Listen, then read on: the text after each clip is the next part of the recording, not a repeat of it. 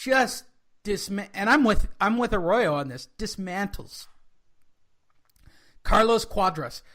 What I'm going to tell you what my favorite takeaway from this fight was. It happened in round number 8 or 9, if any of you caught it. It was when Max Kellerman talked about the back knee and dropping a hint about doping. Wow. How does this guy have a fucking job? Like, I would have fired him on the spot. Like, he would have been, like, there should have been a hand by a producer that landed on his shoulder and just pulled him away from a microphone and said, "You're fired. Walk back to New York." Like, why would you even put that into our heads? Well, you know what most people think when they see back knee like that? We're all so jaded as fans. No, you don't need to drop that into a casual fighter's fan. And that, you know what that is? I think that all that is Max Kellerman looking for likes on social media, because that's the biggest thing about Cuadras. They love posting Dude's pictures of the guy's back.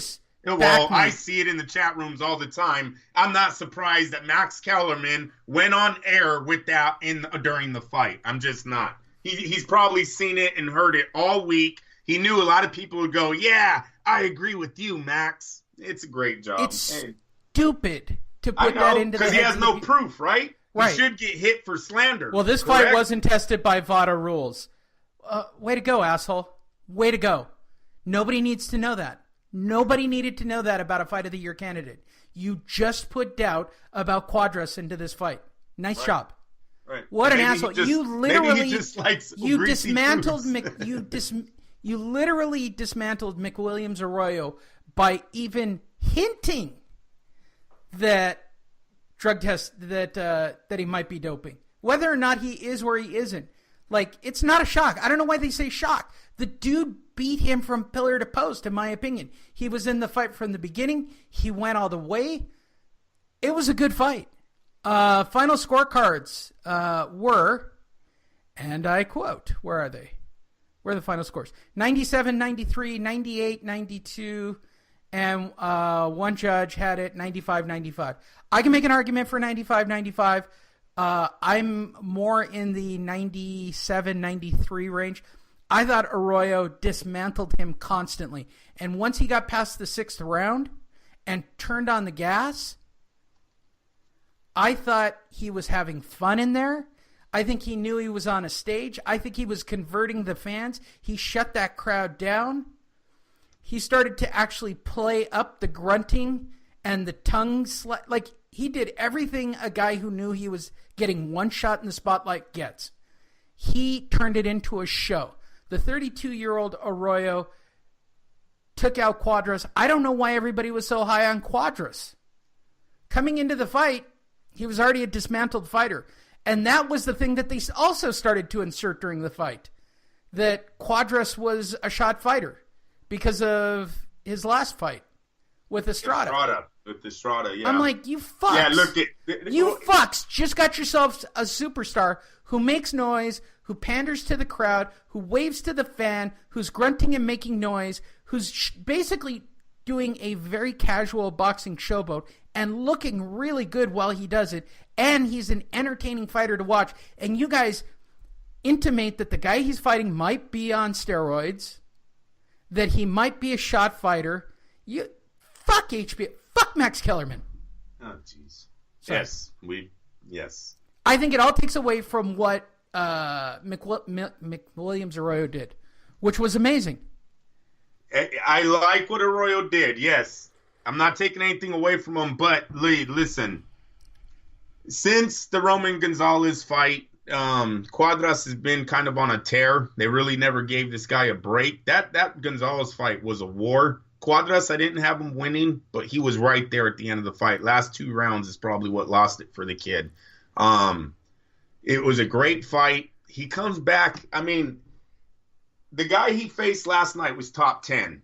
Gonzalez is ranked number 1. Estrada was ranked like number 2 when they fought. Do you get what I'm saying? Yeah. Like, that's a lot of top. Okay, and here's the other big thing for people who don't know. Carlos Cuadras has now switched for the 6th time his trainer. Oh, Did I get plays that? into effect. That plays Of into course. effect too. Yeah. And what did Oh Andre yeah, say? Sanchez last night. Yeah, that's right. He had just and Andre Ward brought up a big great there. point. He goes, he said that Cuadras looked like a more disciplined fighter. He showed less emotion, which was good. He was fighting within a game plan that he was given, right? He probably was tired. When you're fighting that much, tired. I completely get that, right? Yeah. Especially, and it's what not like he's Andre doing... made a great point. He goes, one step backwards to go two step forwards. He goes, Cuadras could turn out to be a better fighter from all this because he's fighting more disciplined. I don't disagree with that. I mean, Lee, the Estrada possibly could be the best fighter at the end of this, right? These guys are all in the same division. Gonzalez, Sungvisa, Estrada, they're all in the same division. They're all going to be facing each other, Cuadras. And let me tell you, Estrada right now just went toe-to-toe with two guys in Gonzalez and Cuadras. Great fights, great wars. Last night, Lee, he almost took that fight again from the number one guy in the division. Estrada is right there. I think they're going to rematch Sungvisa, and I see Estrada pulling that fight out. I'm dead serious. I'm going to tell you where I think I think you could make an argument, except for the first fight. Everything there deserved another go-round. I'm sure Valoria wants another shot. Valoria's done, though. I know, but you know what? He's a name. You can move him up. That's 5 world title shots, though. I don't know. I'm kind of over that one. Okay. He's gonna need some serious. At least Lee. At least you got to make him a gatekeeper at least for his next 2 fights. And if he beats yeah, but if you're talking about a curtain jerker or an opening fight, look, Valoria sells out. If I was redoing this card, right, I'm doing the rematch between Rungvisai and Estrada. I think Arroyo. I think that fight deserves a rematch as well, right? Arroyo and Cuadras, they go rematch. And then you move up I'm sure of this. You move up Brian Valoria, who will either win or get knocked out again. That's a great opener, right? Yeah. Yeah, I mean, There's nobody for Donny Nietes to fight again. There's nobody for him to fight. He's not in the equation. He'll be fighting another 115-pounder. Right.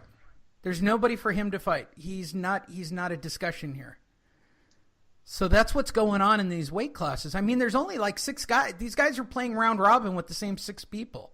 And they are, and that's why there's losses on everyone's record. People need to understand that. These are best of the best are actually fighting each other in this division. And you guys, some of these fights you can put on a rainy day. If you're sick at home, go watch Cuadras versus Gonzalez. Tell me that's not one of the best fights of that year. Estrada versus Cuadras, Estrada versus Sungvisa. These fights, these guys are making them.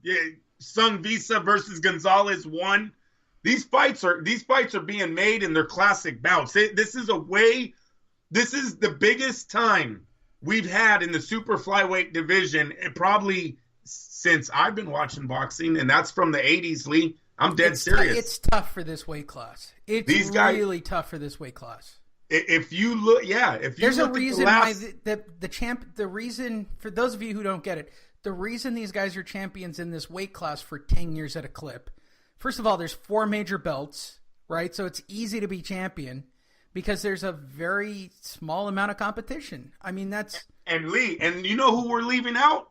We're leaving out the Japanese fighter you just said, Inoue.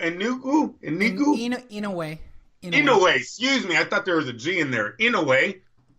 And we're missing the kid from the UK. He's undefeated, Khalid Lafi or something. But he's an Olympic guy, and they're going to take their time on him.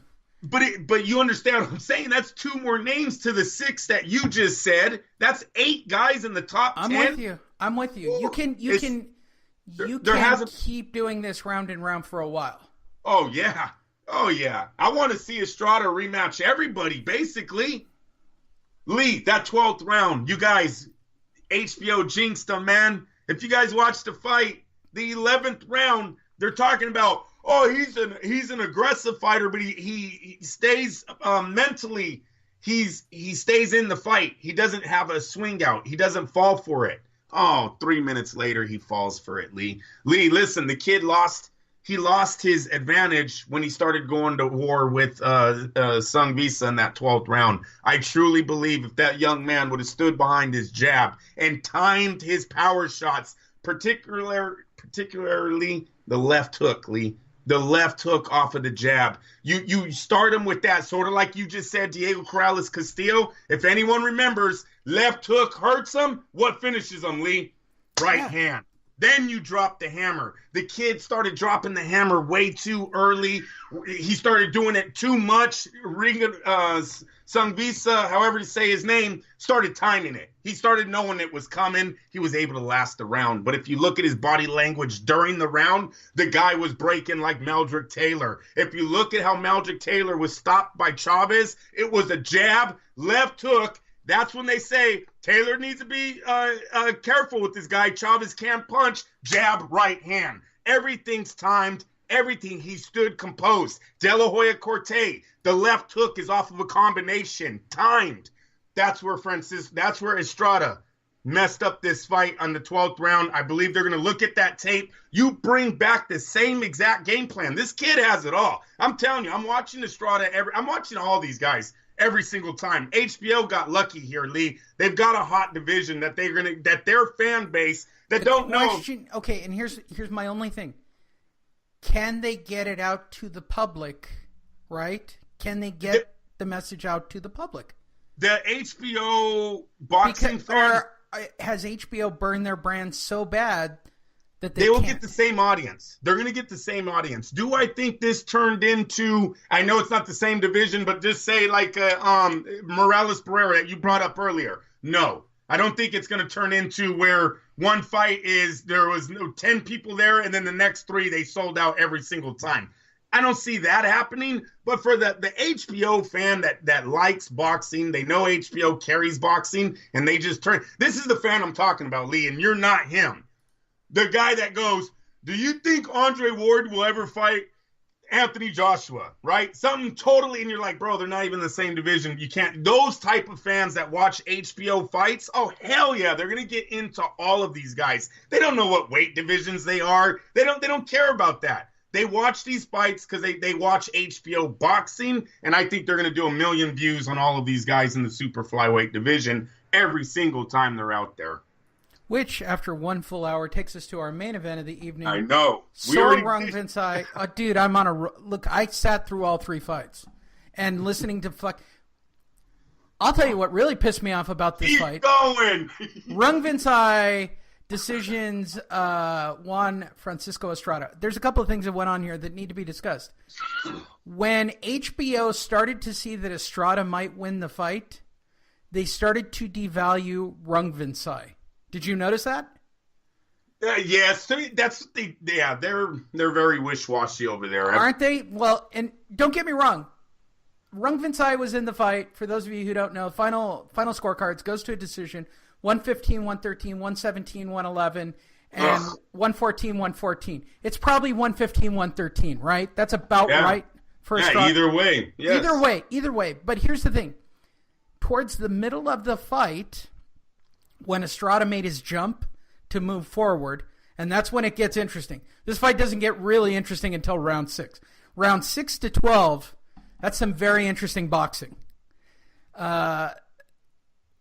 HBO, I guess, whoever's producing it, says in the headset to probably Max Kellerman, hey, look, Estrada could win this fight. Let's start shitting on Rungvisai. So they basically put out the story, and I don't know that this is happening. This is just happening in my head. They're saying that Rungvisai is just the perfect guy to defeat Chocolatito. And they say it a lot for the next 6 rounds. They're already hedging. Oh yeah, like it was just a style. I get it. His style beats right. Yeah. Right? Then at the end, they're like, the bombs of Rungvisai. Yeah, right. Then it's Typical all about HBO. his power. Yeah, it's all about his power. Because, don't get me wrong, they want Chocolatito as the champion again because that draws the Mexican fight fans back, right? This did as well. If there's good... I'll say this about Mexican fight fans. You're absolutely right, Lee. Good fighting, doesn't matter who's doing it. Mexican fight fans respect good fighting, period. You will watch a Mexican crowd turn on the Mexico champion okay, in a heartbeat if the other guy is a better fighter. I've seen it. Hey, Lee, I'm gonna be a little conspiracy